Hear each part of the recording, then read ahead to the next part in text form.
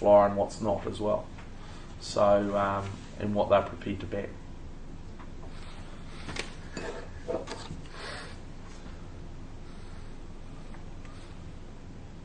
Okay, again, this is probably more not specific, a lot of it to you guys, but yeah, some properties, and I guess where they'd be looking at is if you were setting up a vineyard in a non-established vineyard area, and they'd be really asking questions then, and probably asking for some technical or viticultural reports, etc., to back up why you're actually wanting to set up a vineyard in a certain area. Is it actually going to work, or is it going to stack up? But what you guys are doing, you're all establishing them in established areas. There's at least one online who. Oh, okay. Yeah, I did see something come through from Tauranga or something like that. Yeah, okay. I mean, there are the odd vineyard in that area, but it's not a well-known established. Did you guys see that country calendar a couple of weeks ago on that vineyard in the Rangatiki? No. Yeah, I think it was. I'm not exactly sure where it was, but it was on the banks of. I think it was right beside it was own little microclimate. I can't even tell you what variety they were growing, but yeah, that was quite interesting. I didn't even realise there was vineyards over that side of the island. So yeah. Again, diversification. Obviously, the land's got a lot more value if it's got alternative uses. And what you've got to look at is what is its highest and best use. And I guess the gimlet gravels is a classic, isn't it? I mean, it's probably 10 or 20 years ago. I remember driving past there, and it was a dry blooming. They had the drag strip there, didn't they? 20 years ago. Yeah. So and look at it now and what it's worth. You couldn't. Well, I'm not saying you couldn't give it away, but it was very cheap. But they've discovered what its highest and best use is, growing premium wines, grapes for wine. So that's important as well. And then obviously looking at the property, is there potential to increase production on what it has been doing? I think that's the important point here is that viticulture can be very specific at times, and if you're a grower, you have to maximise the production from that piece of land. Okay? Unless that land has, as part of the package, has land that's not suitable for viticulture and can be used for something else. Now I know that the Tauranga example, she's thinking of, top of my head, I think she's thinking of renting out properties, potentially it's also on the property, or possibly planting other crops on soils that aren't suitable for viticulture. Yeah. What it boils down to is the flexibility of that land that you've bought. As Paul said, if you've got the gimlet gravels, the flexibility, it isn't very flexible at all. It's suitable for grapes, very highly suitable for grapes. Any other form of cropping, pastoral, otherwise, it's not going to be suitable. If you can't grow grapes on it, the question is, okay, are you going to sell it on for viticulture, in which case you've probably got a good market for it because it's so high value land, but you can't decide to do anything else with it because you can't diversify. But if you haven't, on the other hand, if you haven't planted up that whole area to vines and it's not earning you money in any other way, it's dead land.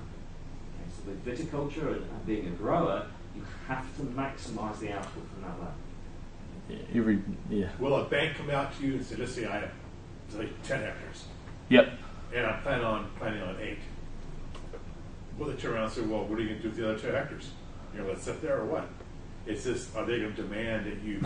No. Not say demand, but they can say, well, if you're getting close on your margin as far as paying back the loan, and you can produce based on your 8 hectares, why can't you produce another hectare or so? Yeah, why don't you plant the other 2? And to decrease or increase that pool.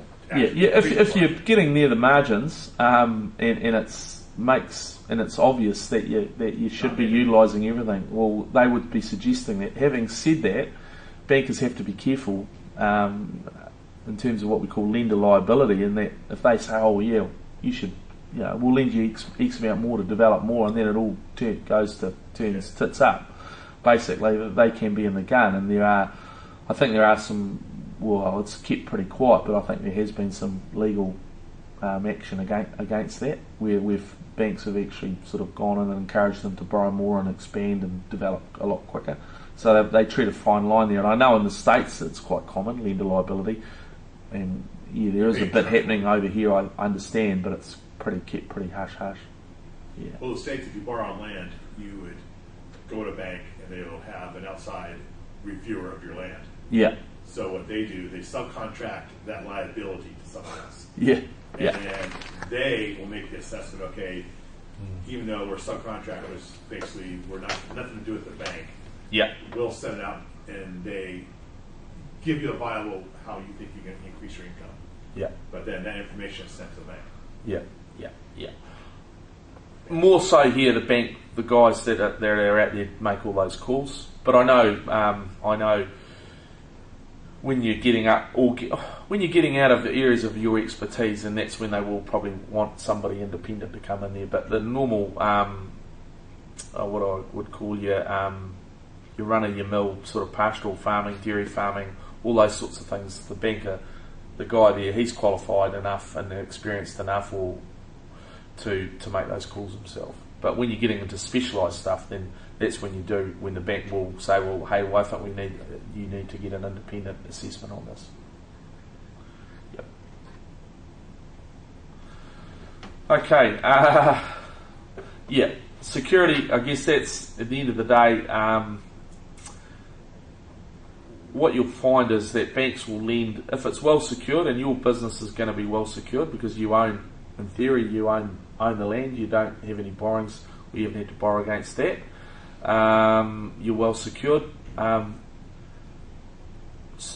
I'm really trying to say here is that if something's fairly tight from a cash flow point of view, but it's well secured, then the bank will go for it. Will more than likely lend on it. But if it's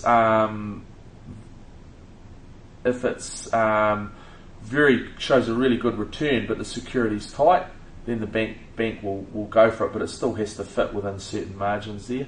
And obviously, if the personal factors or assessed or whatever, or you haven't come across very well, or you've got a bad track record out there, then it doesn't matter how good security or how good or how bad or how good the viability is, the bank's going to be pretty reluctant to lend. But yeah, just as an example, so what we're saying there on farmland, banks lend up to 50 or 60% of the value, while on pastoral land they'll lend up to 60%. So what we're saying there is that if the land's worth $1 million, if on a pastoral point of view, it would lend up to 60%. So in theory, it would lend against that security, that land, $600,000. Okay, and I've actually in livestock we'll exclude that. In viticulture, viticulture they'll lend up to 60%, so that's fine. But I know in horticulture, like pip fruit, etc., things like that, they only lend to 50% of the value. Okay, so yeah. And so, and all it is for working out that margin, is the amount borrowed or the facility over the security. So that equals 60%.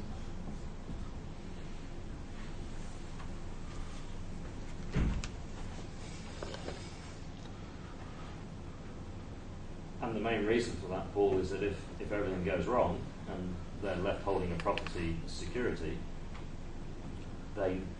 they're assuming that it wouldn't sell for the value that you're necessarily paying for it.